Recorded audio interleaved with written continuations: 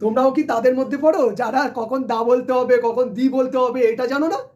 যদি না জেনে থাকো এই ভিডিওটা দেখো। দেখো, দা বলা আর দি বলার জন্য তোমাদেরকে দুটো বিষয় মনে রাখতে হবে, যেটা তোমরা অনেক আগে থেকেই জানো। ভাওয়েল মানে এ ই আই ও ইউ, এইগুলো দিয়ে যদি কোনো শব্দ শুরু হয়, অর্থাৎ শব্দের শুরুতেই যদি এ ই আই ও ইউ থাকে, তাহলে তোমরা কি করবে? করবে কি?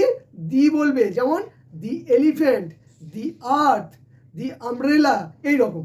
আবার ওই পাঁচটা ছাড়া, অর্থাৎ এ ই আই ও ইউ ছাড়া যে কোনো শব্দ শুরু হোক না কেন, সেগুলো তো কনসোনেন্ট দিয়ে শুরু হবে। যেমন বি সি ডি, এইটা যদি ওয়ার্ডের আগে থাকে তখন কিন্তু আর দি বললে চলবে না, তখন দা বলতে হবে। যেমন the sun, the bat, the box. Okay, চলো বিষয়টাকে তোমাদেরকে একটা উদাহরণ দিয়ে বোঝানো যায়।